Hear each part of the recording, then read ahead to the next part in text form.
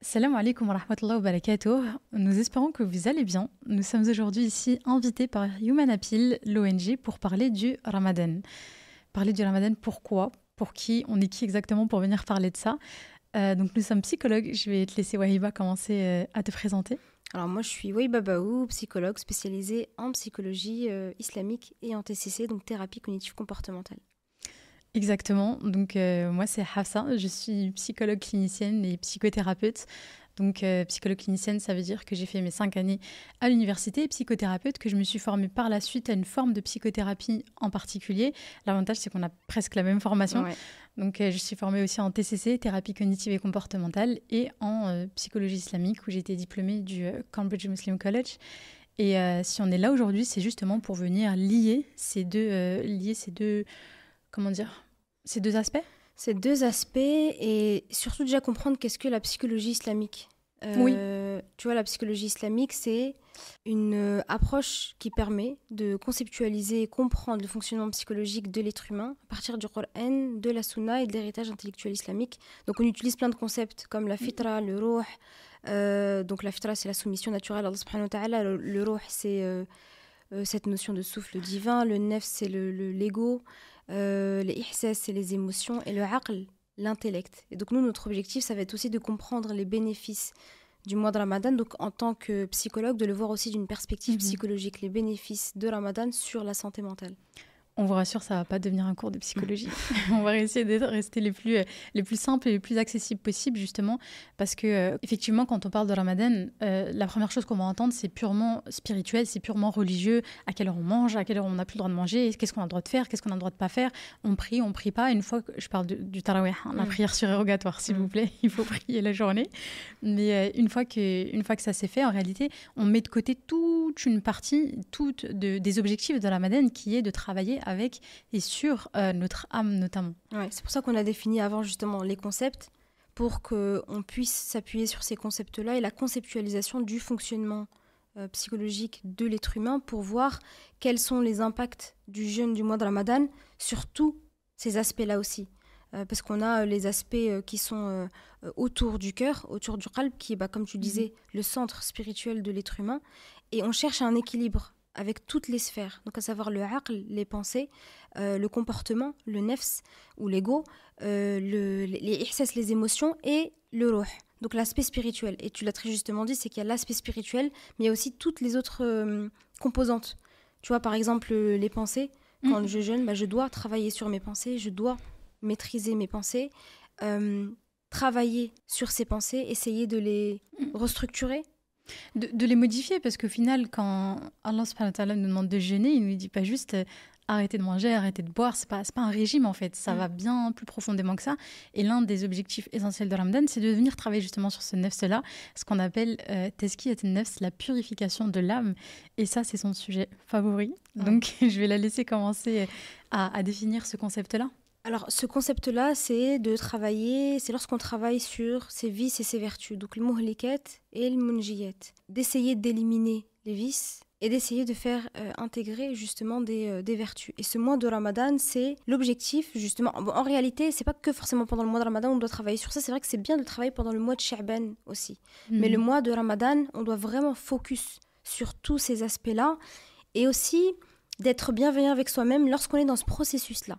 C'est-à-dire qu'on ne s'attend pas à enlever tous les défauts, le mauvais caractère qu'on peut avoir et se dire non, tant que je n'ai pas enlevé ça, je ne peux pas travailler sur telle chose. Donc, par exemple, on pense à un homme qui est très orgueilleux, quelqu'un qui est très arrogant. Il aime bien se montrer. Il a cette... comment on appelle cette notion de... l'ostentation, voilà. J'aime bien, je montre ce que je fais, etc. Alors, comment on peut travailler justement sur les bonnes actions? Comment, lui, chez cette personne-là, est-ce qu'on peut travailler sur les qualités et favoriser les munjiyat? Lui donner, par exemple, lui dire l'exercice qu'on peut donner en séance, des patients avec qui on peut travailler sur certains défauts, qualités, etc. Pour cette personne-là, il faut qu'elle donne. On va travailler sur la générosité. Par exemple, c'est une personne qui peut ne pas avoir de générosité du tout. on va travailler sur la générosité. Et vu que c'est quelqu'un qui aime bien se montrer, il va vouloir donner. Mais en fait, il est en train de compenser un vice par une vertu. Même si on dit qu'on donne, la main droite donne sans que la main gauche ne le sache. On va quand même le motiver à donner parce qu'il sait que derrière, il y aura le bénéfice, entre guillemets, même si ce n'est pas un bénéfice pour le cœur, mais que les gens voient. Mais en même temps, on travaille sur une vertu. Là, tu es parti dans dans un exemple qui est très juste, peut-être complexe pour ceux qui ne connaissent pas du coup ces notions-là. Mais là, tout ce que tu expliques, d'un point de vue extérieur, on peut se dire, mais attends, c'est du développement personnel, ça, d'aller travailler sur ses qualités pour améliorer ses qualités et diminuer ses défauts. Et au final, c'est exactement ça. Et de toute façon, l'islam, de manière générale, intègre tous les concepts qu'aujourd'hui on va retrouver. On peut parler de quoi? On peut parler du miracle morning, on peut parler de la visualisation, on peut parler de toutes ces choses-là. On a toujours cet équivalent en islam de comment venir travailler sur soi pour s'améliorer. Et Ramadan, c'est un petit peu ce moment propice, ce moment où ça va être intensifié pour pouvoir impulser. C'est vraiment cette notion d'impulser. Et tu dis quelque chose d'intéressant quand tu dis que ça va dépendre de la personne qui est en face de nous. Quand on vient travailler sur l'âme, il n'y a pas de pratique uniforme pour tout le monde. Il y a qu'est-ce que toi, aujourd'hui, ton âme à l'instant T, elle a besoin. Peut-être que dans 6 mois, dans 6 ans, ça ne sera plus la même chose. Ouais. Mais aujourd'hui, peut-être que toi, tu as besoin de venir travailler sur le don. Peut-être que toi, tu as besoin de venir travailler sur le fait de prier la nuit, parce que c'est quelque chose qui est trop difficile pour toi. Peut-être que toi, tu dois travailler justement sur le fait d'aller au bout de tes jours de jeûne, tout simplement parce que c'est compliqué. Et là, on fait juste une parenthèse, mais on précise bien qu'on parle dans un cas, dans un contexte qui est complètement sain. On ne parle pas de maladie, on ne parle pas de troubles. Ça, on évoquera tout ça un petit peu par la suite, Inch'Allah. Mais en tout cas, entendre, parce que tu as pu l'expliquer, c'est une part de notre travail qu'on fera avec nos patients en thérapie. Et aujourd'hui, vous tous qui êtes là en train de nous écouter aujourd'hui, c'est déjà quelque chose que vous pouvez mettre en place. Se poser la question, faire cette introspection de « moi, c'est quoi mes défauts ?» Encore une fois, dans un contexte où il n'y a pas de pathologie apparente. Et ça, je pense que c'est très important de le préciser. Pourquoi ? Parce qu'il y a une chose qui est très difficile en tant qu'être humain à faire, c'est de se mettre à la place de l'autre. On a beau dire « oui, mais je te comprends ». Et nous-mêmes, on est psychologue, le patient il vient, il s'assoit en face de nous, il nous explique, on entend et on essaye de comprendre, mais on ne sait toujours pas ce qu'il vit et à quel point c'est difficile pour lui. Dans la communauté, c'est quelque chose qu'on a beaucoup de mal à faire, se mettre à la place de l'autre et comprendre les limites et les faiblesses de tout un chacun, en particulier quand ça rejoint la santé mentale, elle-même déjà tellement décriée et pas assez prise au sérieux au sein de la communauté. Donc quand on voit vraiment l'impact qu'elle peut avoir, là comme on est dans le thème de Ramadan, je vais parler de la santé mentale dans le cadre de Ramadan, on va avoir du mal à comprendre mais pourquoi elle ne jeûne pas ? Elle n'est pas malade. Et pourquoi elle ne fait pas ci ? Et de toute façon, elle aime jamais faire ça. Ou lui, il fait jamais ça, ou il vient jamais prier en groupe, ou il vient jamais faire ci. Pourquoi ? Parce qu'on ne sait pas en fait le trouble qu'il y a derrière.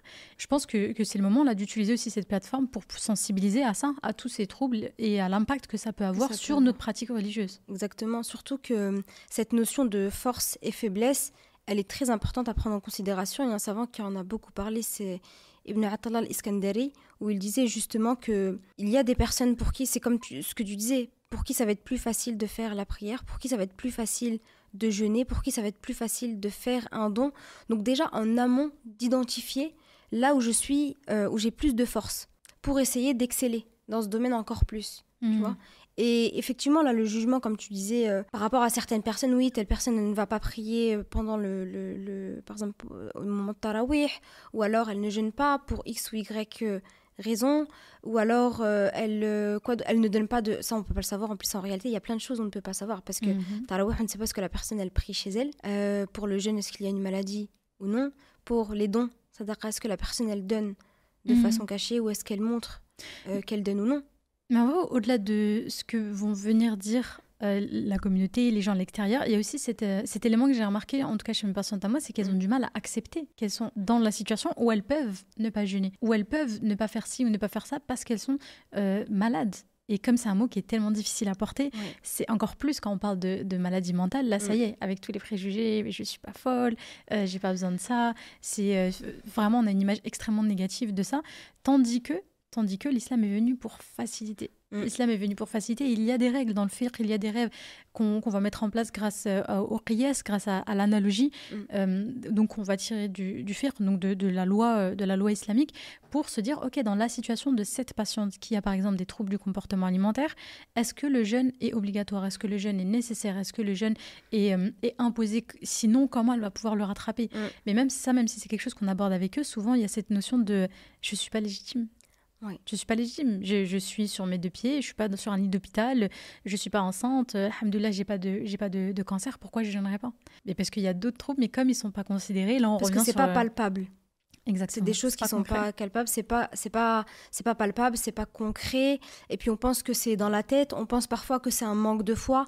Et je sais combien c'est difficile pour beaucoup de patientes quand arrive le mois de Ramadan, qu'on est en dépression, qu'on a de l'anxiété, qu'on a des tocs et qu'on n'arrive pas à être à fond dans le mood comme on souhaiterait l'être avec tout le monde. Parce que pendant ce mois-là, il y a vraiment une effervescence, même au niveau de la communauté. Tout le monde est à fond justement pour exceller au niveau des bonnes actions. Et puis il y a la lecture du Coran quotidienne, et puis on augmente le dhikr et la lecture, et puis on essaye de faire plein de choses. Et là, ça peut être très problématique pour ces patients parce qu'ils voient que ça avance à côté, en tout cas en apparence. En apparence. Et eux, ça n'avance pas.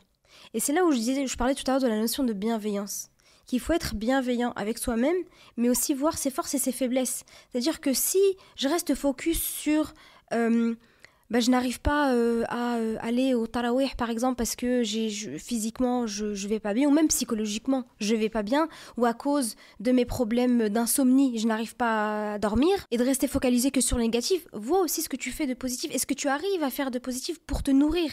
Et c'est à ce moment-là qu'on voit la religion comme un levier spirituel, comme un levier pour la santé mentale, pas quelque chose qui vient te taper dessus encore plus. Moi qui ai une spécialité dans les addictions, je pense à mes patients qui ont des addictions, que ce soit addiction avec substance, donc drogue, alcool, sans substance, pornographie, addiction aux écrans, tout ce genre, addiction aux jeux de hasard aussi. Ça c'est en plus autre chose, les jeux de hasard, jeux d'argent, etc.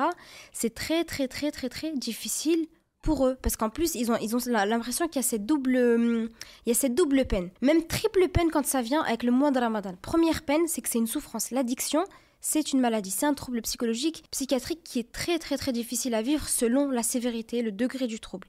Ensuite, on a la culpabilité religieuse, parce que le patient musulman, la patiente musulmane, elle sait très bien que ce n'est pas OK d'un point de vue religieux. Ça, on le sait en séance. C'est-à-dire que nous, en tant que psychologue, on n'est pas en train de dire au patient « Oui, tu sais que c'est haram ». Le patient sait très bien que c'est pas OK, c'est pour ça qu'il vient se soigner.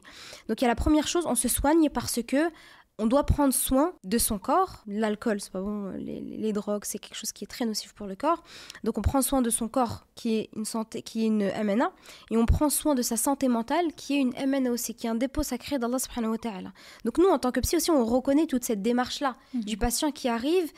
Il sait en fait qu'il y a une grosse dissonance entre ce qu'il fait, entre ce qu'il croit, donc les croyances qu'il a, le fait que Allah subhanahu wa ta'ala, il nous interdit certaines choses, mais qu'il est en train quand même de le faire. Parce que c'est une addiction. Et quand arrive le mois de... Donc il y a la culpabilité religieuse en deuxième lieu. Troisième problématique, quand on est au mois de Ramadan et que la personne n'arrive pas à diminuer sa consommation. Là, c'est très, très, très, très dur.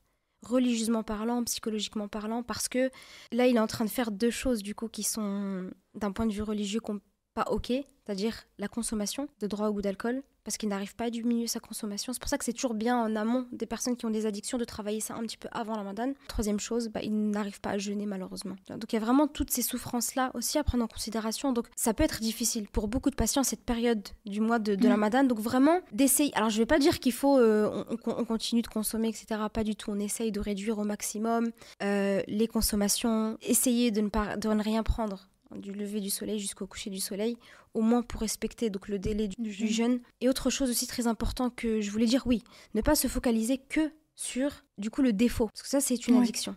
Se focaliser aussi sur ok, j'arrive à faire la prière, j'arrive à donner, donc j'essaye de donner encore plus, pas juste s'auto-flageller en fait et se dire mais en fait je suis une mauvaise personne, Allah subhanahu wa ta'ala il va jamais accepter de moi. Non, il faut essayer encore plus de faire le maximum et de ne pas, parce que ça c'est un piège de shaitan, c'est qui ce que te fait rentrer dire. dans un désespoir. À la fois le west-west et en même temps les biais cognitifs qui vont venir, des biais de confirmation, des biais de culpabilité qui vont venir rajouter en se disant mais de toute façon ça sert à rien que je continue à jeûner, étant donné que je ne prie pas, étant donné que je consomme par exemple de la drogue, dans ce cas-là ça sert à rien. Autant que je lâche tout parce que je n'en suis pas capable, parce que je ne le mérite pas, parce que Dieu ne me pardonnera pas, parce que je suis hypocrite, etc. etc. Et ça, c'est un discours qui est beaucoup trop relayé, notamment sur les réseaux sociaux. C'est hyper important d'en parler parce que souvent, tu sais, on a cette impression, c'est nous qui gérons, mais moi je sais ou je ne sais pas, on se rend tellement pas compte qu'on n'a pas la maîtrise complète de notre cerveau. Là, je viens de parler de biais cognitifs. Biais cognitifs, c'est quoi ? Souvent, j'utilise cette image, on a ce qu'on appelle des schémas cognitifs. Un schéma cognitif, c'est une pensée plus une pensée plus une pensée qui vont ensemble, ça crée un schéma. Ce schéma-là, parfois il est très bien, il est sensé, il est en accord avec la réalité, parfois c'est pas le cas. Par exemple, si je prends un ascenseur et que je te dis ascenseur égale mort. Donc là, il y a une phobie. Il y a une phobie qui s'est créée, j'ai la peur de l'ascenseur parce que dans mes pensées, si je monte dans l'ascenseur, je vais mourir. Et ça, c'est un schéma cognitif qui est dysfonctionnel. Pourquoi ? Parce qu'en réalité, ascenseur égale moyen de locomotion. Il y a un pourcentage de mourir dans l'ascenseur, comme de mourir dans la voiture, comme de mourir sur une trottinette, comme de mourir dans son lit, comme de mourir... Les pourcentages existent, mais ce n'est pas la principale fonction de l'ascenseur. Et donc, ce qu'on appelle des biais cognitifs, c'est des schémas de pensée qui sont automatisés dans notre cerveau, parce que je tiens à le rappeler, notre cerveau est un grand flemmard, dans le sens où, mashallah, il gère beaucoup de choses. Dieu nous a créés avec une précision et une richesse qu'on ne pourra jamais égaler. Et donc le cerveau, là je suis en train de te parler, mon cerveau en même temps, il check qu'il y a la caméra là, il est en train de se dire, est-ce qu'on voit pas trop mes bras ? Il est en train de sentir le poids de la abaya qui pose sur moi, il est en train de sentir d'entendre le bruit, il est en train d'analyser 1000 choses en même temps. Mon attention est sur toi et sur ce qu'on est en train de dire. Mais il suffit que je dévie mon attention sur autre chose et ce qui va se passer, c'est que je vais commencer à mettre ces infos-là en priorité et donc les informations autres qui sont moi en train de parler, toi et en train de t'écouter, vont passer en arrière-plan. Il agit par priorité. Et sa priorité première, c'est quoi ? C'est de nous maintenir en vie. Nous maintenir en vie, et donc il a besoin d'énergie. Parce que le cerveau, c'est quoi ? C'est 20% à peine du poids de l'être humain, et pourtant il utilise la plus grosse masse énergétique. Donc il essaye d'économiser cette énergie-là. Et quand il peut faire des raccourcis, il les fait. Exemple, la voiture. Je suis en train de conduire. Je me souviens, la première fois que je suis montée dans une voiture, je me suis dit, mais je vais jamais retenir. Embrayage, après première, il faut que je lâche, mais pas trop, jusqu'au point de patinage. Et après, et après, là, Mais tout s'automatise. C'est incroyable. Déjà, la voiture est automatisée, mais nous-mêmes, on n'y pense plus. On a plusieurs mémoires, tu vois, la mémoire sélective, mémoire attentionnelle. Exactement. Il y en a complètement enregistré cette manière de faire et automatisé. C'est comme on voit du rouge, on s'arrête. Tous les pays du monde. La voiture de devant, elle freine, je sais même pas pourquoi. Automatiquement, je vais freiner avant même que je réfléchisse. Parce que le cerveau a automatisé ces cheminements-là. Et tant mieux. Parce que si on devait traiter une par une toutes les informations à laquelle on est confronté dans la journée, on serait épuisé, ça serait pas faisable. Et en fait, le cerveau, il fait ces raccourcis-là, mais parfois, c'est pas des bons raccourcis. Parfois, c'est des raccourcis qui sont faussés. Par exemple, le racisme, c'est complètement un raccourci du cerveau. J'ai été agressée par une personne qui appartenait à telle ethnie. Une première fois, j'ai vu dans les infos qu'une personne de telle ethnie a pu agresser aussi d'autres personnes. Mon cerveau fait un raccourci, les personnes de telle ethnie sont violentes, les personnes de telle ethnie me veulent du mal, et je continue comme ça. Initialement, il n'y a même pas de bon ou de mauvais. C'est juste une information qu'il a classée parmi d'autres. Et ces biais-là, ils vont nous desservir dans la santé mentale notamment, et aussi dans cette pratique religieuse qu'on va vouloir retrouver dans Ramadan. Parce que je vais avoir cette pensée, ce biais cognitif qui va me dire, un biais de confirmation, qui veut dire que je ne prends que les informations qui vont venir confirmer ce que je pense. Donc je pense de moi que je suis une mauvaise musulmane, parce que je ne fais pas ci ou parce que j'ai du mal à faire ça, et je vais voir passer des prêches qui vont parler de ça, et donc je vais dire, tu vois, j'ai vu passer 6 réels, Il y en a, ils ont tous dit non, fais de ton mieux, fais de ton mieux, fais de ton mieux. Il y en a un qui m'a dit t'es une mauvaise musulmane, c'est lui que je vais retenir. Parce que j'ai ce biais de confirmation. Et aussi parce que le cerveau, il est plus saillant à la négativité. Il y a de ça aussi. C'est-à-dire qu'il va plus retenir le négatif que le positif. Et c'est cet exemple aussi de lunettes pour les biais cognitifs. Comme des filtres. C'est comme des lunettes en fait de soleil. Exactement. Et l'objectif en séance, c'est de rendre la teinte de plus en plus claire, de moins en moins foncée. Parce qu'il arrive avec tout ce filtre-là de... je suis une mauvaise personne, je ne vaux rien, je ne suis pas assez. Je ne mérite pas. Et je ne mérite pas. Donc c'est aussi, ça va même parfois plus loin, c'est je ne mérite pas l'amour d'Allah subhanahu wa ta'ala. Oui, bien sûr. Donc je ne vais rien faire. Et de ne pas oublier aussi qu'on a beaucoup d'influences négatives qui viennent, pas forcément de l'extérieur, qui viennent déjà de notre intérieur, à savoir le nefs, donc nefs al-amara bis-sou, qui est l'âme instigatrice du mal, parce que le nefs, il a 3 stades. Le premier stade, c'est nefs al-amara bis-sou, donc l'âme qui est instigatrice du mal. Deuxième, c'est nefs al-lawama, l'âme qui se blâme. Et troisième, c'est nefs al-mutma'inna, l'âme apaisée, qui est totalement apaisée, celle qui s'élève vers Allah subhanahu wa ta'ala. Et l'objectif, c'est de ne pas se laisser avoir par ces influences négatives, et aussi par le waswas de shaitan, parce qu'il y a différents types aussi de pensée. C'est-à-dire qu'on a les waswas de shaitan. On a le waswas qahri. Le waswas qahri, c'est le waswas mais clinique. C'est-à-dire qu'on est dans des insufflations satanique, mais qu'on interprète vraiment très négativement, mais plus. C'est-à-dire que je veux faire, tu sais, les ablutions. Ce que je veux dire, est-ce que tu fais référence au TOC? Voilà, par exemple. Obsessionnel compulsif. Exactement. Les troubles obsessionnels compulsifs, quelqu'un qui va faire les ablutions. J'avais eu un patient qui mettait entre 7 et 8 heures dans la journée à faire ça, toutes ses prières et ses ablutions.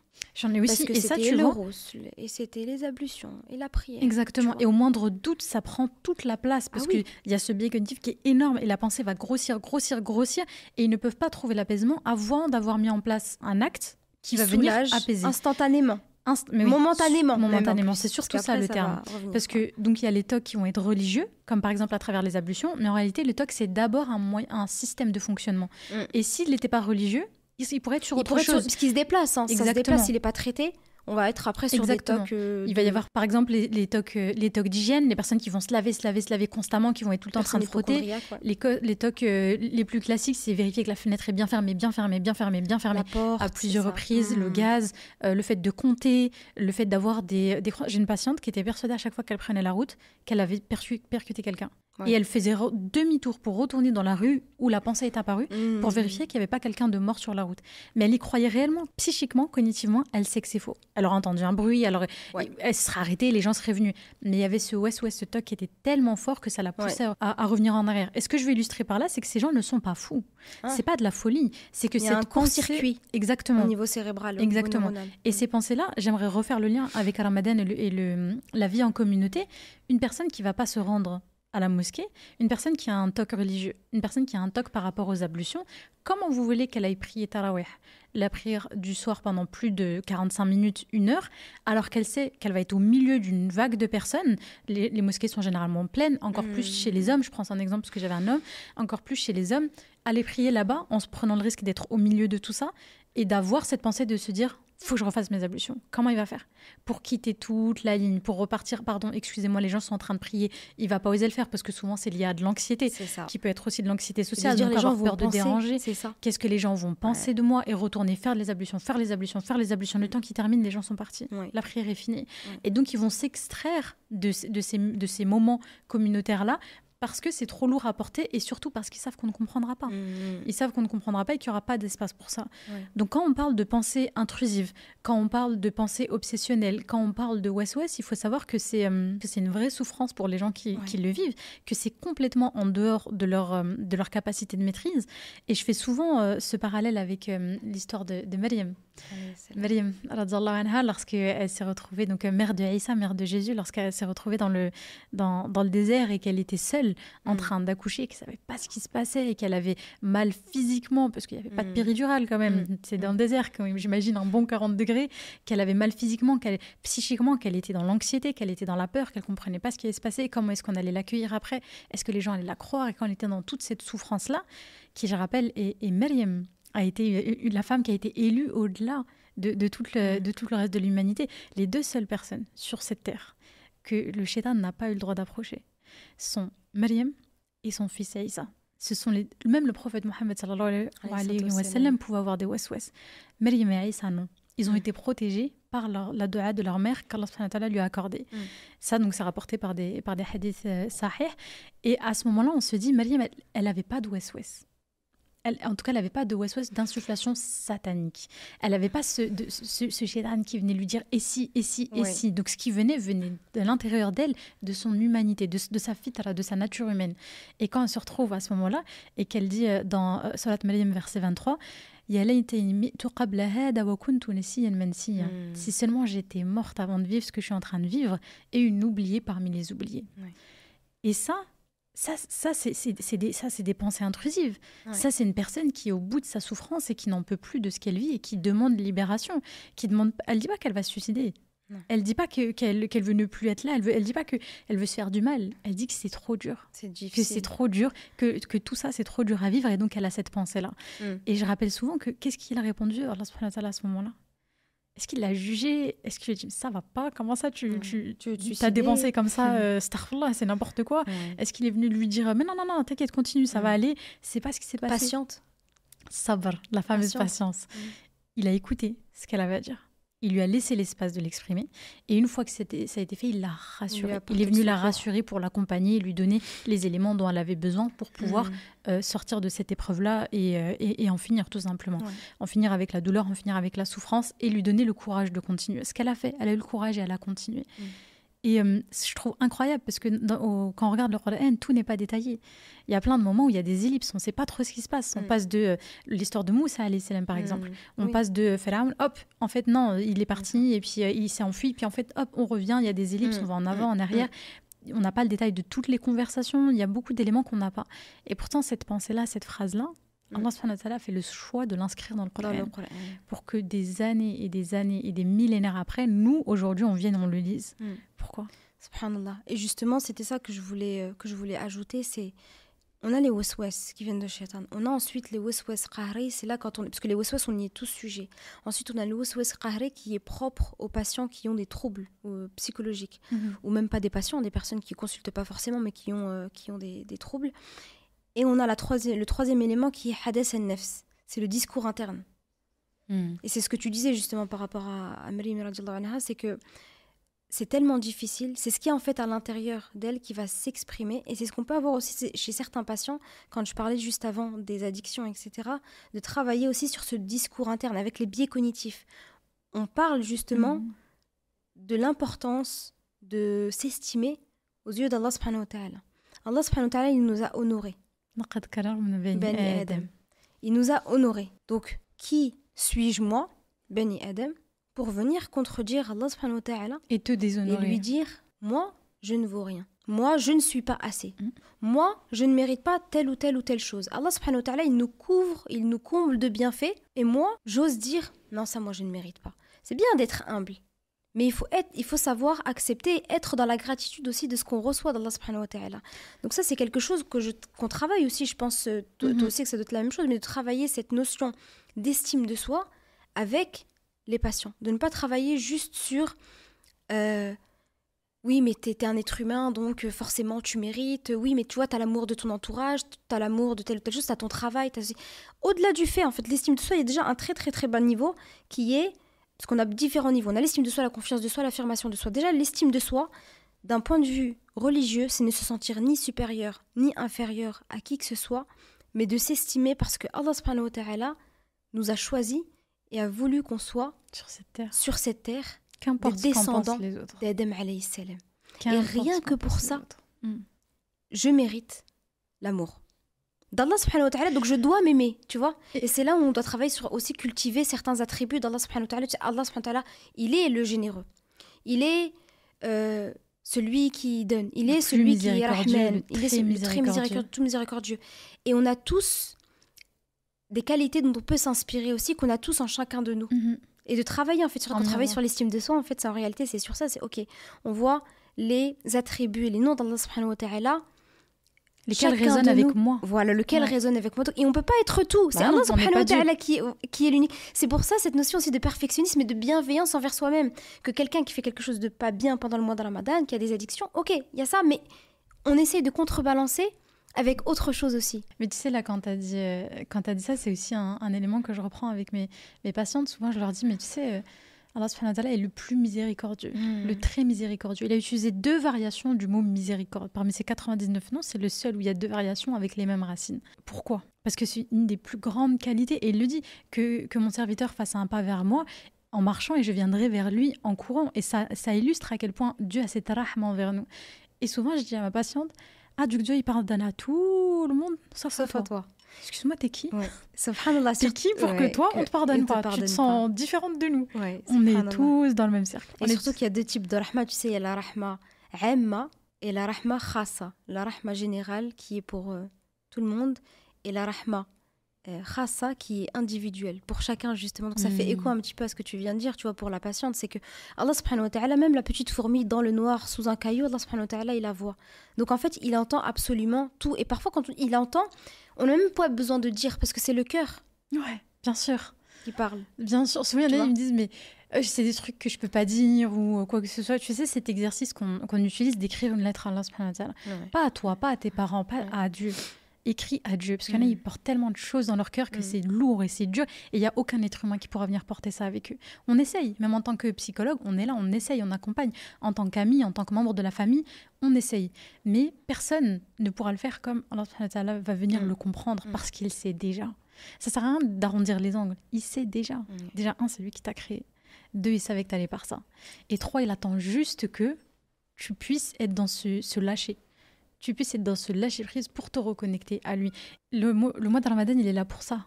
Pour nettoyer toutes ces interférences, toutes ces influences négatives qu'on va voir autour de nous, pour qu'on puisse se recentrer sur l'essentiel. Et tout à l'heure, tu parlais du fait que beaucoup de gens, dans la norme, et alhamdoulilah, c'est aussi l'objectif, vont du coup avoir une hausse dans leurs actes de foi, et c'est super, mais tu sais, cette différenciation entre la quantité et la qualité, et ne pas être dans la consommation de ce mois de Ramadan, et vraiment être dans cette connexion, et le fait de mettre du sens à travers chaque acte, aussi petit soit-il. Je ne sais pas si... toi, ça t'arrivait, même à titre individuel, en tant qu'adolescente, où je sais que j'avais toujours ce truc de me dire, mais j'ai pas réussi à finir le Coran. Mais j'ai encore pas réussi. Non, cette année, c'est sûr, je le fais, je fais un programme ci, ça. Et 5 pages après chaque salat, alors que j'étais au lycée, j'arrivais pas. J'arrivais pas à le faire et je culpabilisais, je voyais d'autres gens et je me disais, bon, bah, si j'ai pas réussi, bah, alors je vais lire 2 fois plus pour rattraper mon retard. Et au final, j'étais plus dans cette course à... ce qui était une réussite, et alhamdoulilah, c'est bien de finir le Coran, mais qui au final me pesait plus. Et j'étais un petit peu dans ce... On perd l'essence même, finalement, et ça peut même devenir une fatigue. Exactement. Une fatigue spirituelle. Fin de Ramadan, j'étais fatiguée. Pas quelque chose qui nous nourrit. Non, au final. C'est exactement. Ça nous prend plus que ça nous nourrit, alors que c'est pas l'intention de base. Et ça, c'est vraiment quelque chose de dommage. Et c'est un concept en psychologie. C'est un nom. C'est ce qu'on appelle du coup l'épuisement spirituel. Ça a été étudié notamment au Canada, aux États-Unis, principalement à travers la religion chrétienne, mais ça a pu être élargi sur plein d'autres types de spiritualité, notamment la spiritualité musulmane. Quand on se met tellement de pression pour atteindre un objectif, quand on essaye tellement d'être dans la quantité, qu'au final, ces actes qui sont censés nous nourrir nous vident plus qu'autre chose, ce qui provoque une perte de sens et ce qui provoque un éloignement et un détachement qu'on peut avoir dans notre lien, dans notre lien transcendant en fait avec Allah subhanahu wa ta'ala, qui est normalement la priorité au milieu de tout ça. Et le message derrière tout ça, l'importance que j'essaie de transmettre, c'est que ce sera jamais une question de quantité, ça sera toujours une question de qualité. Et ça me fait penser à autre chose, tu sais, le mois de Ramadan, c'est le moment où on veut donner. C'est le moment où on veut donner. Et encore une fois, je me prends en exemple, mais je sais que souvent, je me disais, le dernier jour, ou alors quand ça sera vendredi, Laylat al-Qadr. Faut que je donne Laylat al-Qadr, faut que je donne. T'as pas 2 €, il faut que je te donne. J'ai vraiment ce truc de Laylat al-Qadr, il faut que je donne. J'essaie de faire des gros dons, etc. Et donc, quand j'ai grandi et j'ai appris que Laylat al-Qadr, c'était peut-être pas le 27, en fait. C'était dans les 10 derniers, j'étais en mode, faut que je donne les 10 derniers. Au cas où, comme ça, je suis sûre de l'avoir. Et en fait, je me suis rendu compte qu'au final, un petit don pendant tout le mois de Ramadan, ou peut-être même pendant toute l'année, de 1 €, 1 €, 1 €, 1 €, 1 € pèserait plus lourd dans ma balance que donner ces 1000, 1500 € ce jour-là précis. Parce que Allah subhanahu wa ta'ala préfère les actes qui sont constants aux actes qui sont intenses. Ça me fait penser justement, quand tu disais, est-ce que quand on était plus jeune, il y avait des choses où on était un petit peu stressé, pas stressé, mais tu sais, tu dis, j'essaye de faire... au max, j'essaye de donner ce que je peux. Et quand tu vois des cagnottes où il y a écrit besoin de récolte 100 000 €, 200 000, 300 000... Tu dis, moi, je vais servir à quoi ? Oui, quand t'es plus jeune, tu te dis, mais je vais donner 1 €, ils vont faire quoi avec ? J'entendais plus jeunes, oui, mais 1 €, ça peut servir, 2 €, ça peut servir. Mais en réalité, il y a quelque chose qui est très important à avoir en tête, c'est qu'Allah subhanahu wa ta'ala, quand il décide de... Allah subhanahu wa ta'ala, il peut sauver tout le monde. C'est que quand il nous donne l'opportunité d'être face à une cagnotte ou d'être face à un don, c'est qu'il nous a choisis. En réalité, c'est pas... Il veut nous causer à nous un grand khayr. C'est un grand khayr, c'est un cadeau pour nous, pour donner. Allah subhanahu wa ta'ala, il n'a pas besoin de nous pour qu'on donne à des gens qui ont besoin, des gens qui sont pauvres. C'est un cadeau qu'il décide de faire à ces créatures pour d'autres créatures. Mais Allah subhanahu wa ta'ala, on a un moyen. Il peut absolument tout faire. Mais il nous donne cette opportunité d'aider son prochain. Et c'est un cadeau en réalité. Mais tu sais que c'est incroyable ce que tu dis, parce qu'on va faire le lien avec la psychologie cognitive, avec la psychologie sociale. C'est quelque chose qu'ils ont observé dans les études. Il y a plein d'études qui ont été faites sur le don, pourquoi les gens donnaient, comment les gens donnaient. Et là, je fais référence à une étude qui a eu lieu au Canada. Ils ont pris des étudiants et ils leur ont donné à chacun une certaine somme, entre 1 $ et 20 $. Et chacun devait décider ce qu'il voulait en faire. Soit il le gardait pour lui, soit il le donnait, soit il achetait quelque chose avec, etc. presque 90% ont fait le choix de donner, quelle que soit la somme, que ce soit des $5 ou $20. Et donc après, il y a eu une enquête de satisfaction, etc., en leur demandant ok, comment vous vous êtes sentis par rapport à ce don. Et ils disaient tous, au final, ça m'a rendu plus heureux de le donner que si je l'avais gardé. Ça m'a rendu plus heureux de le donner, même quand c'était $1. Ouais. J'étais content de faire l'acte de... Pourquoi ? Parce que cet acte du don, cet acte de générosité, c'est ce qu'on appelle un comportement prosocial qui est valorisé et qui fait que dans notre cerveau, on se sent bien. Il y a ce truc de « Ah, j'ai fait une bonne action », quel que soit le niveau de cette action-là. Parce que l'être humain est un animal social, comme il est décrit en sociologie. C'est ce qui fait que ce qui est mis en avant par le cerveau, on revient au cerveau et au fait que le cerveau fait des priorisations. Et pour notre survie, ça a toujours été le cas, on survit mieux quand on est en groupe que quand on est seul. Donc c'est important pour notre cerveau de ne pas être rejeté. Le rejet... notamment par exemple quand on voit les ruptures amicales, ruptures amoureuses, le deuil, le rejet même professionnel, c'est vécu comme une douleur physique par le cerveau. C'est extrêmement douloureux, il y a plein d'études avec des IRM qui l'ont montré, c'est les mêmes zones que la douleur physique qui s'activent dans notre cerveau quand on vit une rupture ou ce genre de choses. Parce que le rejet est insupportable pour notre cerveau. Rejet égale isolement égale s'il y a des dangers, je suis tout seul face à ça, égale plus grande probabilité de mort. Oui. Et lui, sa priorité ultime, c'est pas notre fierté, c'est pas quoi que ce soit, c'est qu'on reste en vie. Et donc, du coup, il va tout faire pour qu'on reste dans le groupe. Et donc, psychiquement, notre cerveau va venir valoriser les actions, va venir valoriser les comportements qui nous permettra de rester dans le groupe. Donc, la gentillesse, l'empathie, la générosité, toutes ces émotions-là, c'est des émotions que notre cerveau va prioriser. Oui. Et du coup, quand on se retrouve dans une situation où on peut donner, alors, les chiffres, c'est quoi ? C'est qu'il y a 5% qui sont asociaux et qui préfèrent garder pour eux. Attention, je ne dis pas que tous ceux qui ne donnent pas préfèrent garder pour eux. Laissez-moi étayer mon propos. Il y a 5% qui vont être dans une prosociabilité à l'extrême, qui vont donner même leurs propres vêtements. Et il y a 80%, 90% qui sont dans la masse. Elles vont suivre le mouvement. Et donc, si c'est les 5% du bas qui vont plus s'entraîner, généralement, il y a moins de gens qui vont donner. Si c'est les 5% les plus prosociaux qui vont entraîner, il va y avoir un mouvement de foule. Et donc, nous, en tant qu'êtres humains, quand on donne, la psychologie le dit, l'islam le dit, c'est pas pour l'autre. C'est un don qu'on fait pour nous-mêmes. Et ça nous revient, encore une fois, juste neurologiquement. Sur le moment, ça nous revient pour nous-mêmes. Et spirituellement, Allah subhanahu wa ta'ala nous dit il n'y a aucun don qui nous appauvrit parce que ça nous reviendra, que ça soit dans ce bas monde ou que ça soit dans l'au-delà. Et au-delà de ça, ça nous permet de travailler. Aussi. Exactement. Ça nous permet de travailler sur nos défauts spirituels. Ça nous permet de travailler sur le défaut de l'âme, comme tu en parlais tout à l'heure. Et pour vraiment finir, et vraiment, je te laisse la parole, désolée. Et pour vraiment boucler la boucle, on se retrouve en islam, le don est valorisé, mais encore plus, il est organisé. Il est organisé notamment à travers le concept de zakat. L'islam est une religion sociale. Ouais. L'islam, c'est pas une religion qu'on va vivre dans notre appartement. Merci, au revoir, je passe la porte, ça y est, je deviens laïque. Ouais.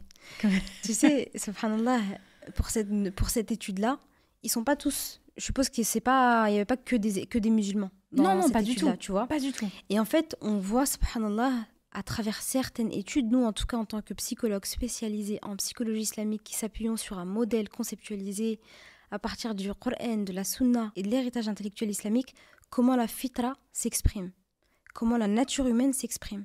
C'est qu'on a besoin de donner, on a besoin d'être connecté à quelque chose. Soit on se connecte à Allah subhanahu wa ta'ala, soit on se connecte à autre chose. On peut pas vivre sans être soumis à quelque chose, en réalité. Tu vois ? Et en fait, on a un cadre qu'Allah subhanahu wa ta'ala nous a mis pour notre bien. C'est les fameux maqasid sharia, les objectifs de la loi islamique, de la sharia, pour juste vivre en harmonie. Allah subhanahu wa ta'ala, il nous aime tellement qu'il nous a mis un cadre, parce qu'il sait qu'on peut se léser. Il sait que s'il ne nous met pas un cadre, peut-être qu'on ne va jamais donner. Pourquoi ? Parce que je me dis dans ma tête, si je donne, je ne vais plus assez avoir pour moi.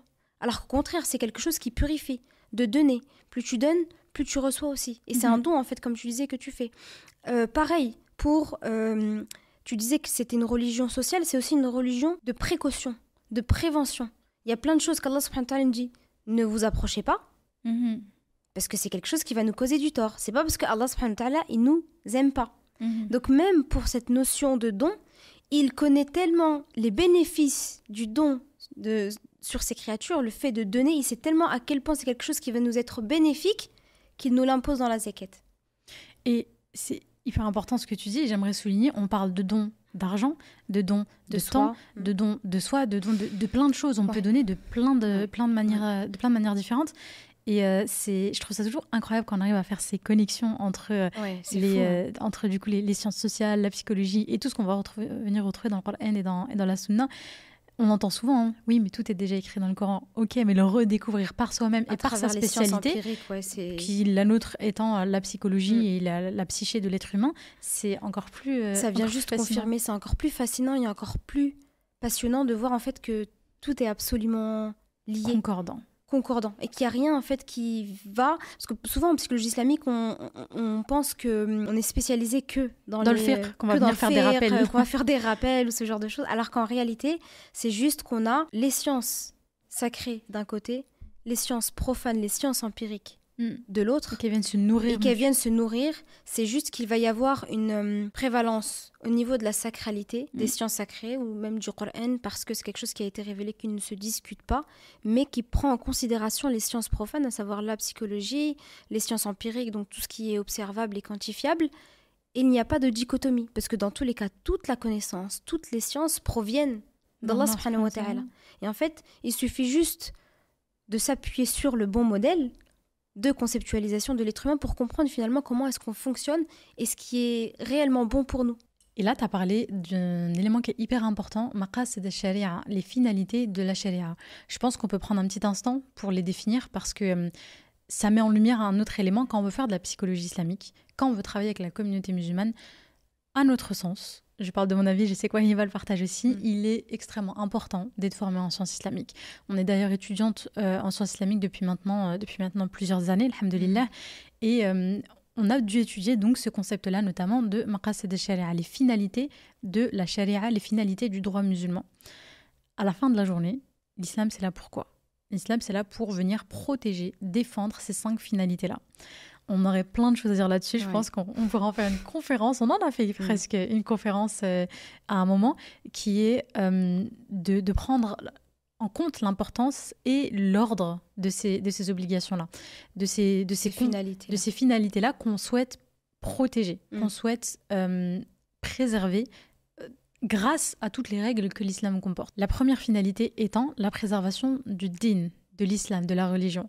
Et juste en dessous, la préservation de nafs, la vie humaine. Et cette vie humaine-là, on essaie de la protéger à tout prix. C'est pour ça que notamment pendant Ramadan, les personnes qui sont malades, les femmes qui sont enceintes, les femmes qui allaitent, toute personne qui va avoir une problématique où le jeûne va venir aggraver leur état physique, où le jeûne va venir aggraver leur état mental, dans ce cas-là, le jeûne n'est pas obligatoire pour eux. On précise bien que c'est du cas par cas. C'est vraiment quelque chose qui va être étudié à la fois avec le psychologue, à la fois avec le psychiatre qui va venir poser un diagnostic parce que, je le rappelle, les psychologues ne posent pas de diagnostics médicaux, en tout cas pas ici en France. Et avec un imam, un faqih qui va pouvoir aussi venir confirmer et enrichir cette réflexion-là pour pouvoir dire au patient, oui, tu peux jeûner dans ton contexte à toi, ou non, tu ne peux pas jeûner dans ton contexte à toi, ou oui, tu peux te permettre de ne pas jeûner dans ce contexte-là si c'est trop difficile pour toi. Exactement. Parce que parfois, Ramadan, ça peut être difficile à vivre. Ça peut être difficile à vivre parce qu'on se sent déconnecté des autres, parce que nous, on ne peut pas jeûner. Ça peut être difficile à vivre parce que c'est dur. Tu parlais tout à l'heure d'addiction. Je pense que c'est une des plus grosses problématiques, ce sentiment de manque que vont pouvoir ressentir les personnes qui consomment, quelle que soit la matière qui est consommée. Ça peut être difficile quand on se retrouve à jeûner tout seul. Ça peut être difficile quand on se retrouve à jeûner dans une famille qui n'est pas saine pour nous, dans une famille dans laquelle les liens sont difficiles. Là, je fais le parallèle. Je sais que nos confrères et consoeurs qui ne sont pas musulmans, je ne sais pas toi si tu en as déjà parlé, mais il y avait souvent cette période autour de Noël en disant c'est le moment où d'un côté ça doit être hyper positif et c'est trop bien et on se retrouve tous, et d'un autre côté c'est là où ils ont le plus de consultations parce que c'est les liens familiaux hyper intenses, parce qu'on va retrouver ce parent, cet oncle, cette tante, ce grand-parent qui a pu être abusif envers nous, que ça soit physique, que ça soit verbal, qui peut être jugeant, qui peut être rabaissant, et nous on se retrouve dans ce contexte-là qui est censé être positif pour tout le monde. Et moi en fait ça vient juste réveiller des traumas, ça vient juste réveiller des blessures en moi. Et donc, Ramadan, c'est compliqué. Et donc, l'Aïd, donc la fête de la fin du mois du Ramadan, c'est compliqué pour moi, alors que tout le monde le vit hyper bien. Et moi, je le vis un petit peu comme une punition. Donc, oui, Ramadan a énormément de côtés positifs et c'est fait pour nous élever spirituellement, même en termes de santé psychique, en termes de santé physique, le fait de se sentir mieux, le fait de mieux consommer, on en parlera peut-être tout à l'heure. Mais il y a aussi ce revers de la médaille que les gens qui n'ont pas connu ne peuvent pas comprendre. En tout cas, je sais qu'à titre personnel, je ne l'avais jamais conscientisé. Avant de le découvrir. Exactement. Avant de le découvrir avec des patients, j'avais jamais conscientisé que oui, être en famille, ça pouvait être compliqué. C'est vrai qu'il peut y avoir des explosions aussi de consultations à ce moment-là, parce que plein de doutes, et parce que, comme tu l'as très justement dit, il y a la santé mentale, il y a la santé physique, mais il y a aussi la santé spirituelle. Quand on n'arrive pas à évoluer au niveau de la spiritualité, parce que c'est pas la même chose, tu sais, quand c'est la santé physique, et comme on l'a dit au début, la santé physique et la santé psychologique. La santé physique, c'est localisé. J'ai un problème au coude, je sais où est-ce qu'est situé le problème. J'ai mal au ventre, je sais où est-ce qu'est situé le problème. Par contre, la santé mentale, c'est délocalisé. Si j'ai un problème avec ma santé mentale, avec mon nefs, j'ai un problème avec tout mon environnement. C'est pas juste quelque chose où je peux mettre le doigt dessus. C'est toute mon interprétation, c'est tout mon environnement, l'interprétation de mon environnement, l'interprétation de mes relations, l'interprétation que je peux aussi avoir de moi-même. En fait, la vision que j'ai de moi-même va être altérée à cause justement de cette santé mentale qui est totalement altérée, ou parce qu'il y a des troubles en particulier qui font que j'ai une vision de moi qui va être délétère. Et c'est tout à l'heure, tu as utilisé l'exemple des lunettes. Si je rentre dans cette pièce, j'ai des lunettes de soleil teintées de vert. Pour moi, la pièce, elle est verdâtre. Et je vais pas comprendre que tu es là en train de me dire « Oh, comme il est beau ce rose, quel rose ?» Il y a que du vert partout, de quoi elle parle? Et donc, du coup, on va pas se comprendre, on va parler d'un même élément, on va décrire cette table, on va la décrire différemment. Je veux dire, mais elle sujet de moi, c'est pas possible. Mais en fait, personne ne comprend, mais je suis en train de dire que c'est vert et personne ne comprend. Et je passe pour une folle ou toutes ces choses-là. Mais en fait, je peux même pas comprendre que ma vision est biaisée parce que mes lunettes, elles sont sur mon nez. Et parce que ça fait tellement d'années que je travaille avec, à quel moment je vis avec, à quel moment je peux venir me dire « Ah, mais en fait, peut-être que si je les enlevais, mais ça n'existe pas, je ne l'ai jamais enlevé. » Donc la réalité du monde telle que tout le monde est en train de la vivre, moi, je ne l'ai pas. Et je tiens à rappeler une chose, là, on est en train de faire moi versus le reste du monde. Mais en réalité, c'est moi versus lui, versus elle, versus lui, versus elle. Peut-être que moi, mes lunettes, elles sont teintées de vert. Les tiennes, elles sont teintées de bleu.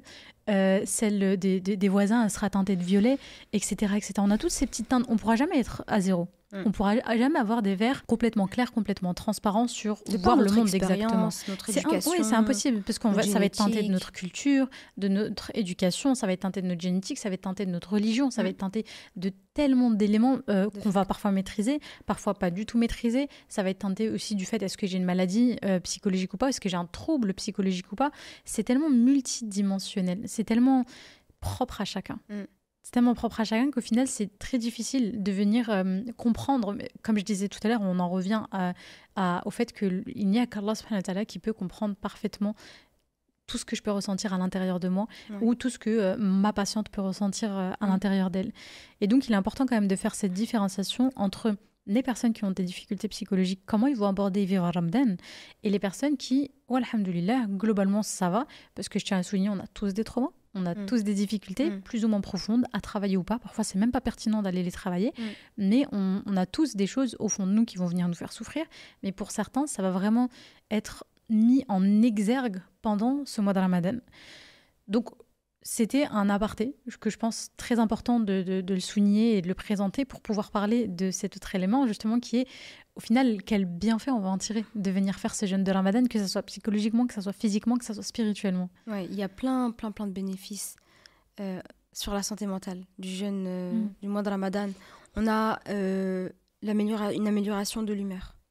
On a une meilleure gestion du stress, une meilleure régulation émotionnelle, une meilleure maîtrise, une meilleure patience. Ça, c'est quelque chose que j'aime énormément, cette notion de maîtrise, cette notion de discipline. C'est pour ça qu'en fait, le mois de Ramadan, c'est aussi un petit peu un reset, en fait, un nouveau départ. Ouais. au niveau spirituel, au niveau psychologique. Et tout le temps, j'insiste aussi sur cette notion de bienveillance envers soi-même. C'est ce que tu disais tout à l'heure. Si je me mets une discipline et je me dis je dois lire telle et telle chose, tant de pages de Coran, ou alors j'essaye de lire un livre sur la spiritualité, ou j'essaye de donner tant, et puis bon, il y a quelque chose qui est arrivé pendant le mois, bah finalement je peux plus donner tant. C'est pas grave. Et de pas en fait aussi interpréter certaines choses en se disant mais c'est Allah subhanahu wa ta'ala, en fait il me punit. Ça, parfois, on peut l'entendre aussi en session, mais Allah subhanahu wa ta'ala, il me punit pour telle chose. On n'a pas la hikmah, on n'a pas la sagesse divine. Allahu a'lam, est-ce que c'est une épreuve, est-ce que c'est une punition? Ça, on ne peut pas réellement le savoir. Nous, on essaye de le vivre de sorte à ce que Allah subhanahu wa ta'ala soit satisfait de nous sur la manière dont on va gérer l'épreuve. Et de ne pas remettre en question le décret, d'être dans cette notion, de cheminer vers cette station spirituelle qui est l'acceptation, rida. J'accepte le décret d'Allah subhanahu wa ta'ala sur ce qu'il m'arrive, tout en étant dans une situation active, d'un comportement actif, pas passif. Cette notion patience active. une belle patience. La véritable active. définition de sabr, au final. Exactement. C'est pas j'attends et puis on verra si ça s'améliore. Et je pense que c'est important aussi de conscientiser les bénéfices du mois de Ramadan sur la santé mentale. C'est vrai qu'on parle souvent des bénéfices sur la santé physique, et c'est vraiment très bien parce que ça permet de réguler plein de choses au niveau corporel. La qualité de ce qu'on va manger, la quantité de ce qu'on va manger, à quel moment on va venir. C'est comme quand on parle du jeûne intermittent, des bienfaits du jeûne intermittent, c'est exactement la même chose. Et de se rééduquer au niveau du Ramadan. Mais ce n'est pas que ça. Ce n'est pas que ça, c'est de se rééduquer au niveau alimentaire et d'essayer de revenir aussi à notre nature. Quand le prophète Mohammed sallallahu alayhi wa sallam nous dit qu'il faut qu'on ait un tiers d'eau, un tiers d'air, un tiers de nourriture, c'est pas pour rien. On peut pas avoir tout le temps 3 sur 3 rempli que de nourriture. Et surtout, on n'a pas besoin. On n'a pas besoin. Au-delà d'on peut pas, on n'en a pas besoin. Parce qu'on est dans une consommation, on est dans une surconsommation justement au niveau de la nourriture. Donc l'objectif aussi, c'est de réduire, tout en pensant que pour nous, ça reste quand même, alhamdoulilah, assez simple en tant que personnes qui vivons dans les pays les plus riches du monde. Qu'on est très favorisés, c'est-à-dire que nous, on va jeûner, le soir, on sait très bien qu'on va manger. Donc, il y a cette patience. On va bien manger, alhamdoulilah. Voilà, on sait qu'on va très bien manger, alhamdoulilah. Donc, on a cette patience déjà qui est très facilitée. Donc, c'est pour ça que, quand je dis patience, ça dépend. Il y a des personnes pour qui c'est vraiment très difficile, c'est quelque chose qui est totalement entendable. Ça dépend aussi des heures à laquelle on mange, etc. C'est pas quelque chose qui est facile non plus. C'est juste qu'on parle de cette année parce que on va couper assez tôt, je pense, le on sera encore en heure d'hiver. Mais comme je disais, nous, on sait qu'on va pouvoir manger le soir. Donc, on a cette patience quand même qui est, alhamdoulilah, extrêmement facilitée. C'est pour ça qu'il faut axer aussi sur d'autres bénéfices de la santé mentale et en avoir conscience. Alors, quels bénéfices déjà de la santé mentale? La gratitude, d'être dans cette notion de shukr envers Allah subhanahu wa ta'ala et envers les autres aussi, en réalité, mais de développer cette gratitude de alhamdoulilah, moi je peux tout avoir, tu vois. Et c'est comme ça qu'on travaille aussi sa maîtrise de soi. C'est pas arriver le soir, je dévale tout. Non, je prends conscience que j'ai beaucoup de chance d'avoir ça. Et j'essaye de me réguler au niveau de l'alimentation, au niveau émotionnel aussi. S'il y a quelqu'un qui m'énerve, par exemple. Je me retiens d'eux. Voilà. Donc d'essayer en fait vraiment de se réguler dans tous les domaines, que ce soit au niveau émotionnel, que ce soit au niveau alimentaire, que ce soit au niveau psychologique, donc au niveau de la maîtrise, vraiment d'essayer de se réguler sur toutes ces dimensions-là. J'aimerais vraiment rebondir sur ce que tu as dit sur la gratitude, parce que ça me fait penser à quoi? Ça me fait penser à ce concept en psychologie qu'on appelle l'adaptation hédonique. C'est quoi exactement? Ce concept, il nous dit qu'au final, peu importe, en fait, on a un niveau de satisfaction, on a un niveau de bonheur initial dans notre vie.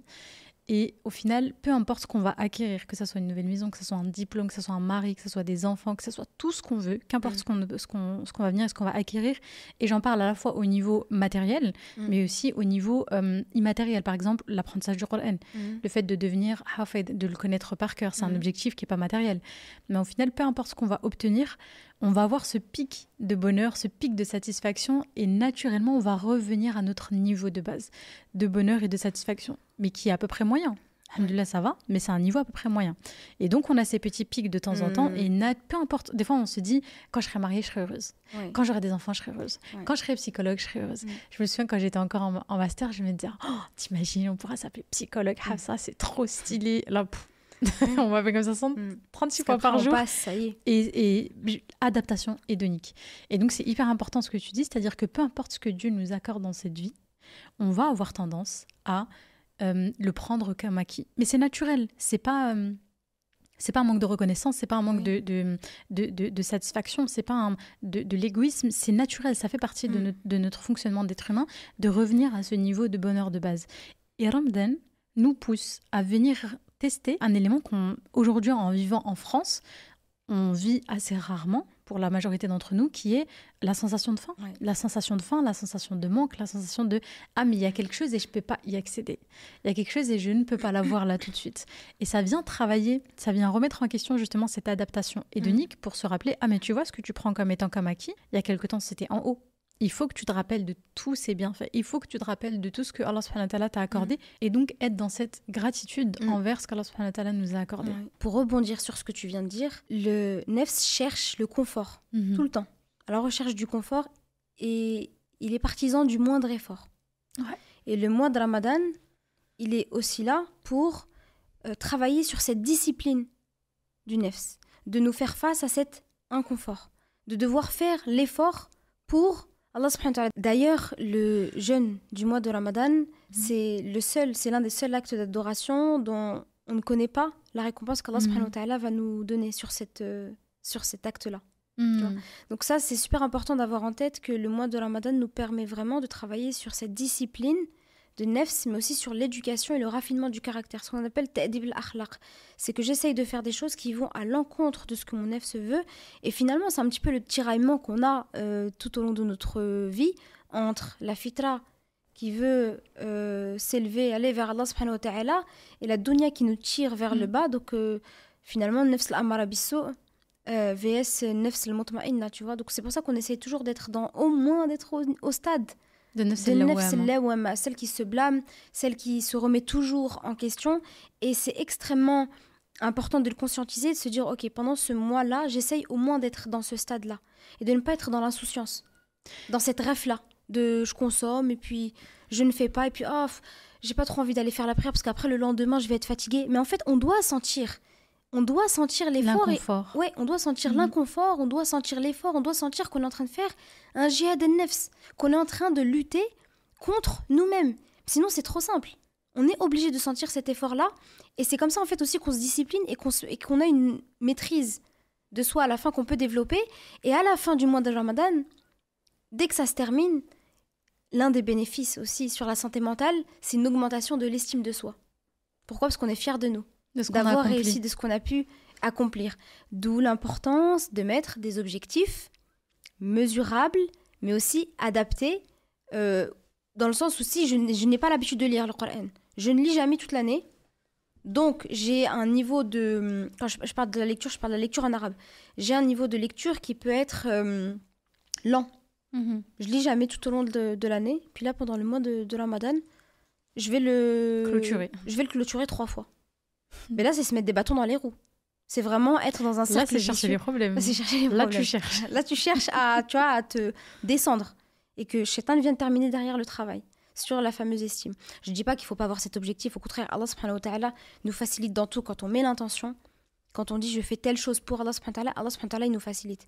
Et si jamais il n'y a pas... On a cette impression que ce n'est pas facilité, c'est parce que Allah subhanahu wa ta'ala, il teste notre amour pour lui, même si on a l'impression que c'est pas facilité. Est-ce qu'on va continuer ou est-ce qu'on va abandonner ?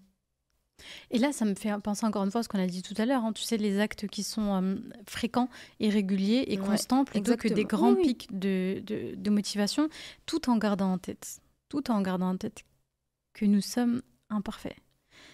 Qu'Allah subhanahu wa ta'ala nous a créés pécheurs. Et donc oui, on va pécher, oui, on ne sera pas parfait, oui, parfois on va écouter notre nefs, oui, parfois on va vouloir être dans ce confort qui est toujours momentané.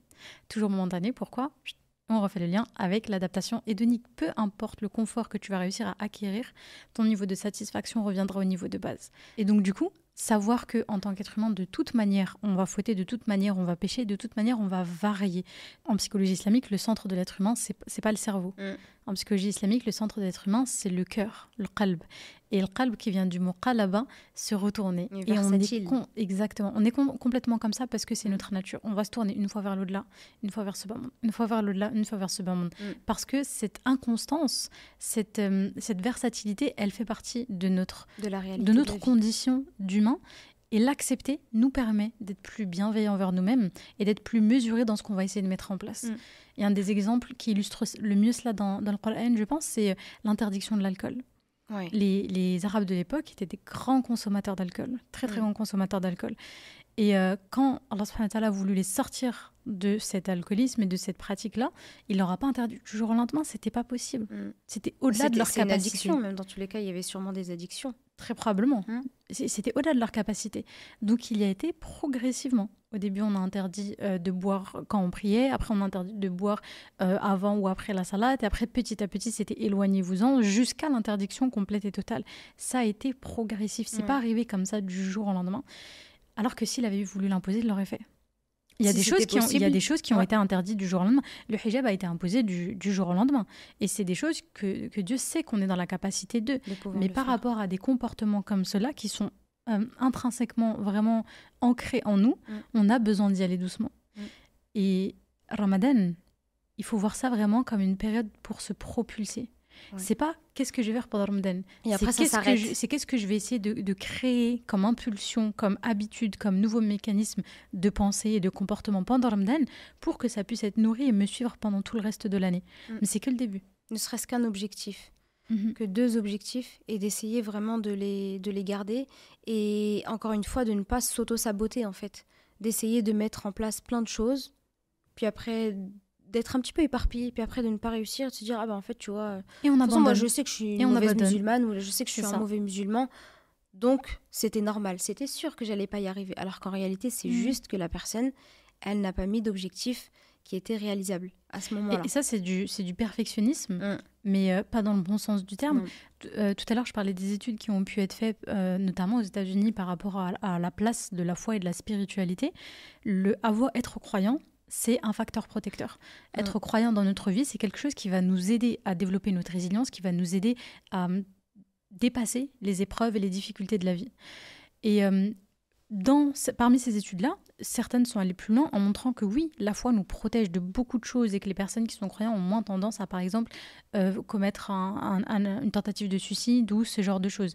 Mais en même temps, ces personnes qui vont être dans ce perfectionnisme religieux, ça va venir les freiner, ça va venir les mettre en difficulté et les mettre dans un cycle de souffrance, en fait, de je mets des objectifs qui sont en dehors de ma portée et du coup, je n'arrive pas à les atteindre, culpabilité, frustration, donc je me descends en me disant que je ne suis pas capable et au prochain élan, je vais repartir dans ce cheminement-là et je m'entraîne tout seul dans des éléments de difficulté.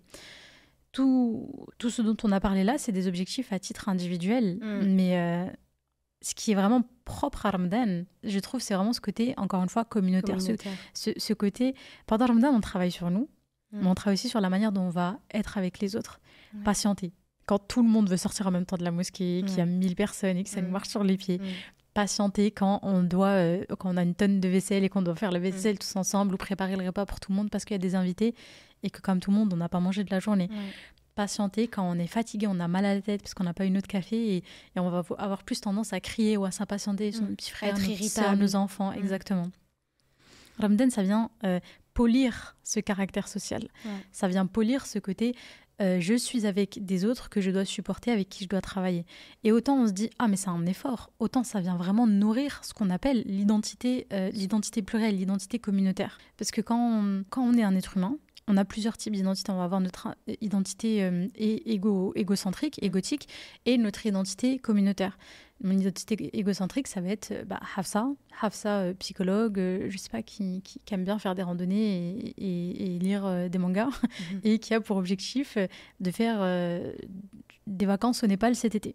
Ça, c'est mes objectifs égotiques, mais ça, c'est ma vision, mon identité à moi individuelle. Mais Hafsa, c'est aussi la sœur de ses frères. Hafsa, c'est aussi la psychologue parmi ses confrères et ses consoeurs. Hafsa, c'est aussi la musulmane parmi la communauté musulmane. Hafsa, c'est aussi une femme parmi le genre féminin de l'espèce humaine. Et donc, j'ai aussi ces casquettes qui vont être sociales, ces casquettes sociales, ces casquettes, du coup, identitaires qui vont être plus collectives. Et ça, tout ça, c'est des éléments qu'on va venir travailler pendant Ramadan. Tout ça, c'est des éléments qui sont déjà présents dans l'islam de manière générale, mais qui sont encore plus à même d'être polis, d'être...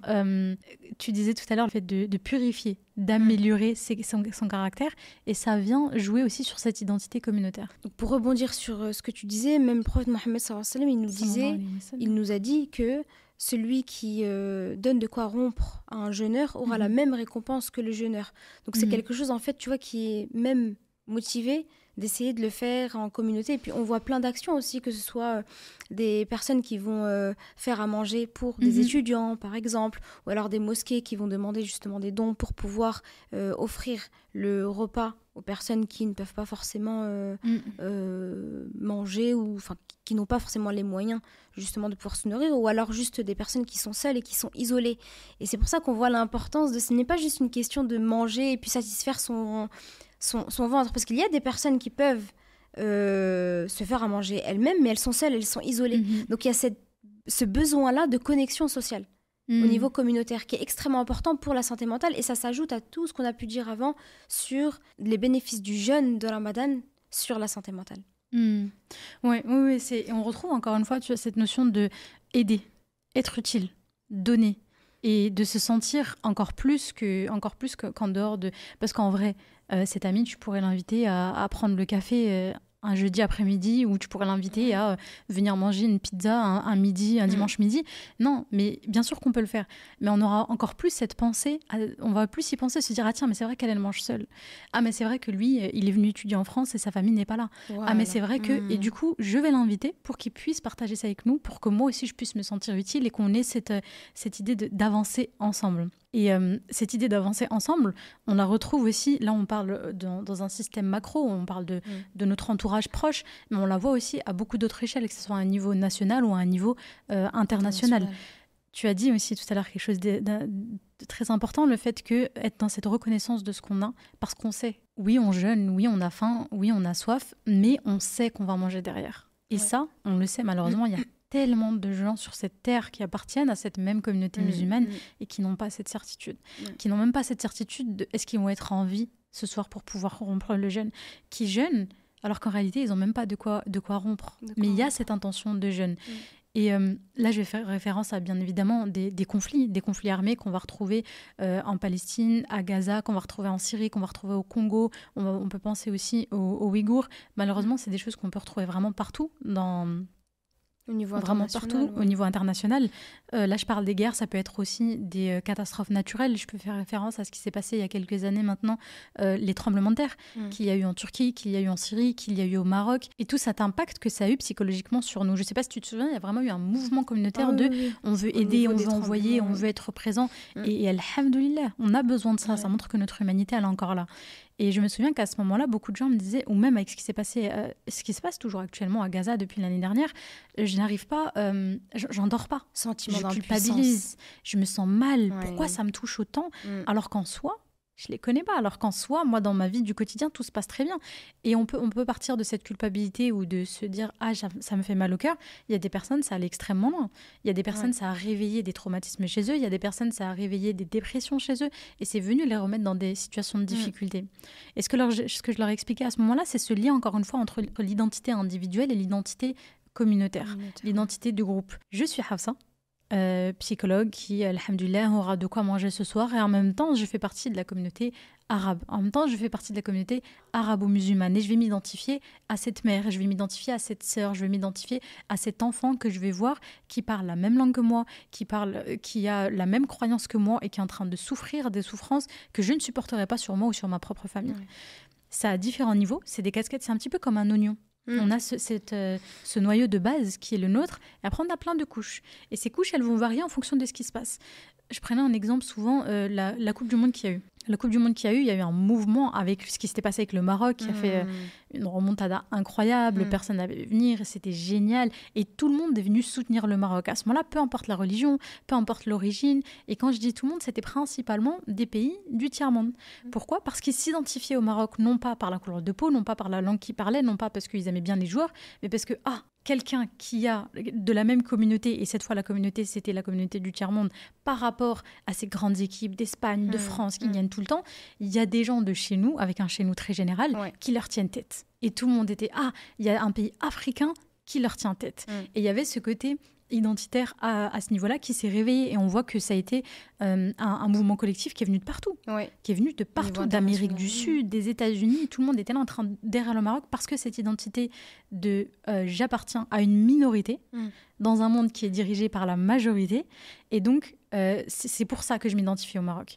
Et donc, par rapport à la Palestine, ou par rapport à ce qui va se passer en Syrie, par rapport à ce qui va se passer au Congo, il va y avoir différentes strates où on va venir s'identifier à ça.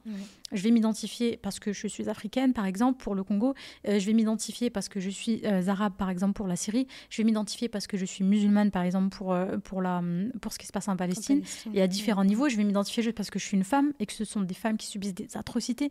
Je vais m'identifier parce que je suis maman et que moi aussi j'ai des enfants et que je trouve tellement horrible ce que vivent ces enfants-là. Ça peut jouer à plein de niveaux différents. Et parfois, quand on a fait beaucoup d'interventions à cette période-là autour de ça et de la difficulté à gérer toute cette pression, la difficulté à gérer tout ce qu'on va voir sur les réseaux sociaux derrière nos écrans auxquels on ne peut rien du tout. On est complètement impuissant et toute cette souffrance, c'est de se dire mais pourquoi ? Pourquoi tout ça arrive ? Qu'est-ce que je peux faire ? Comment moi je peux vivre avec ça ? Qu'est-ce que je fais de toutes ces émotions, de tous ces sentiments ? Et c'est pour ça que justement le sentiment d'impuissance, il est peut-être légitime au niveau des actions sur place, c'est-à-dire qu'on ne peut pas se déplacer pour pouvoir faire les choses, mais il y a des ONG qui peuvent le faire pour nous. Il y a des ONG qui peuvent se déplacer, qui mettent des actions en place sur le terrain directement. Et ça, c'est quelque chose que je disais très souvent, que ce soit dans les interventions, que ce soit avec mes patients. Quand il y avait ce sentiment d'impuissance, on a plein de choses qu'on peut faire. Première chose que tout le monde peut faire à son échelle, c'est le boycott. Ça coûte rien de faire de boycott. Deuxième chose, de pouvoir aider. En donnant à travers justement des ONG, à travers des associations caritatives qui peuvent donner. Notamment pourquoi ? Parce que ce sentiment d'impuissance, il vient d'où ? Il vient d'une dissonance cognitive entre la manière dont je me sens émotionnellement, de la rage, de la colère, de la tristesse, de la culpabilité, de l'empathie, et cognitivement, l'impression que je ne peux rien faire. Et donc, on a en dissonance. Je veux faire, mais j'ai toute l'énergie pour et je ne peux pas le mettre en place. Et donc, comment on va pouvoir diminuer cette frustration-là ? C'est en mettant en place des actions qui vont aller dans la direction de je mets en place des choses. Ça va pas faire disparaître cette culpabilité. Et de toute façon, je pense qu'en voyant des choses comme ce qu'on peut voir, ce qui se passe dans le monde actuellement, encore heureux qu'on culpabilise et qu'on a encore cette rahma. Exactement, cette rahma, le fait d'être connecté à l'humain et d'être en souffrance de sa souffrance, ce qu'on appelle les neurones miroirs. L'être humain fonctionne en neurones miroirs. Un enfant, quand on dit il fait quand il te voit faire, c'est exactement pareil. On est connecté pour être en communauté, comme on l'a dit à plusieurs reprises dans ce podcast. Donc, quand on voit un membre de la communauté qui souffre, tout le monde souffre. On souffre aussi en retour parce que nos neurones ne sont pas faits pour rigoler quand quelqu'un est en train de pleurer. Ça développe l'empathie. Pour un élément sain, pour un individu sain, on a cette empathie-là qui fait que quelqu'un souffre, je ne me sens pas bien. Et ça fait partie aussi de notre fitala, de notre condition d'être humain et qui nous permet d'être une communauté qui agit vers le bien. Et donc, ça me fait penser à ce hadith du prophète Mohammed sallallahu alayhi wa sallam lorsqu'il nous dit que la communauté est comme un seul corps et lorsqu'il y a un membre qui souffre, tout le corps souffre. Et là, on retrouve encore une fois ce parallèle entre ce qui est apporté dans la tradition islamique et ce qui est apporté dans les sciences cognitives et ce qu'elles vont venir nous donner comme élément sur le fonctionnement humain. Pour rebondir sur ce sentiment d'impuissance, quand tu donnes cette solution parfois à certaines personnes de donner à travers des associations, à travers des ONG, la question qui peut souvent être soulevée, c'est la question de la confiance. À qui est-ce qu'on va confier cet argent ? Va donner, la question de la transparence, est-ce que le don que je vais faire va réellement arriver dans le pays où j'ai souhaité que le don soit fait, ou je sais pas, ça peut être les dons, tu sais, pendant le mois de Ramadan, il y a des associations, des ONG qui le proposent, de donner des cadeaux à des enfants dans certains pays. Oui, comme on disait tout à l'heure, le don, c'est pas que de l'argent. C'est pas que de l'argent, ça peut être du temps, ça peut être du bénévolat, ça peut être de plein d'autres choses. Il y a toujours cette question de ok, mais où? Ok, mais avec qui? Des fois, on se dit mais il y a tellement d'assauts, je sais pas comment fonctionner. Et c'est vrai qu'on commence à avoir aujourd'hui maintenant des associations de confiance. On sait comment elles fonctionnent. Elles sont très transparentes sur leurs actions sur place. On voit des photos de ce qui a été fait, on voit des vidéos et des distributions. Et que ça soit au niveau des finances, au niveau de l'organisation, on les voit depuis un moment. On sait qu'elles sont... En fait, l'association avec laquelle tu te sentiras apaisé. Ça peut être des associations comme Human Appeal qui sont quand même assez solides maintenant sur le terrain, qu'on voit passer depuis un moment. Je pense qu'ils ont bien fait leurs preuves. Ou une autre association qui peut-être vous parlera plus à vous. Mais l'importance, le fait d'être en confiance avec la personne à qui on donne... C'est très important pour l'intention aussi. Déjà pour l'intention d'un point de vue religieux, mais même d'un point de vue psychologique. Encore une fois, je reviens à mes expériences en psychologie sociale. Il y a une expérience qui a été faite à ce sujet-là. Ok, les gens, vous voulez donner à qui? Vous voulez donner à qui? Dans quel contexte? Et il y a 3 éléments principaux qui sont arrivés. C'est le lien de confiance et la sensation de connaître la personne à qui on va venir faire le don. Et donc, c'est là où le jeu des réseaux sociaux, aujourd'hui, est hyper important.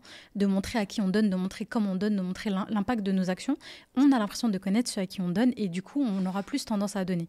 Le deuxième, c'est avoir la sensation que ce que je fais a une incidence. Quand bien même c'est 1 euro, quand bien même c'est 2 euros, avoir la sensation que ça aide et que c'est utile. Et le troisième, c'est cette liberté de choix. Ok, je veux donner, mais j'ai peut-être pas envie de donner 25 euros d'un seul coup. Qu'est-ce que tu me proposes? Ok, je veux donner, mais peut-être que je préfère donner plus pour ce pays ou pour cette cause-là qui me paraît urgente que pour cette cause-là. Qu'est-ce que tu me proposes? Et je sais que des associations comme Human Appeal aujourd'hui, ils ont tous ce volet de différentes interventions qu'ils font.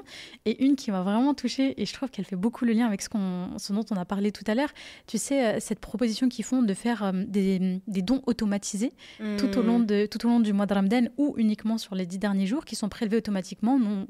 On rentre une seule fois nos informations et c'est prélevé automatiquement et ça se stoppe à la fin de Ramadan. Et tu vois, là, ça me fait penser à 2 choses. Déjà, encore une fois, Allah subhanahu wa ta'ala qui nous parle de dons constants, mais quand bien aussi petit soit-il, mais constant. Et deuxièmement, je repense à la Hafsa adolescente qui ne savait pas quel jour donner pour que ça ait la meilleure incidence.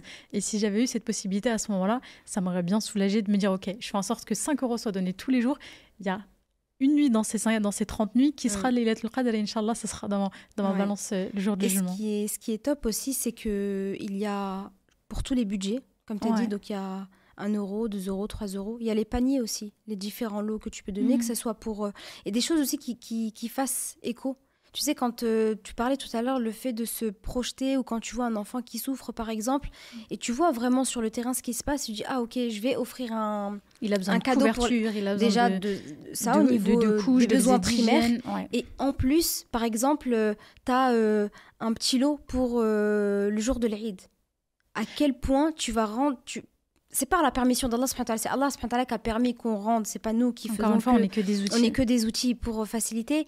Et que cet enfant, justement, puisse avoir ce cadeau. Nous, on va l'oublier. C'est quoi? C'est 20 euros, 25 euros, 30 euros, 50 euros. On va oublier qu'on l'a.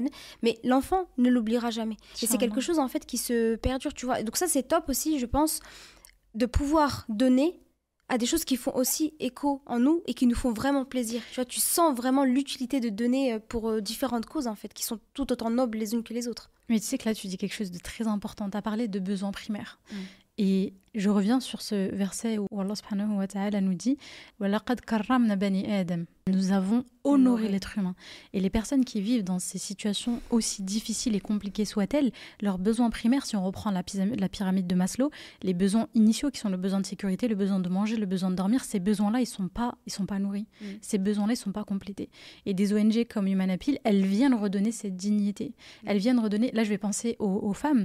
Les femmes qui peuvent avoir leurs règles dans un contexte de guerre, qui va venir se dire « Ah, faut qu'on pense à donner des serviettes. Ah, faut qu'on pense à donner des couches pour les enfants. Ah, faut qu'on pense à donner parce qu'on va penser urgence. On va penser nourriture, soins premiers et couverture si on peut. » Et ça aussi, c'est des besoins qui vont venir protéger la dignité de nos frères et sœurs en islam. Et elle est là aussi l'importance de cette action-là.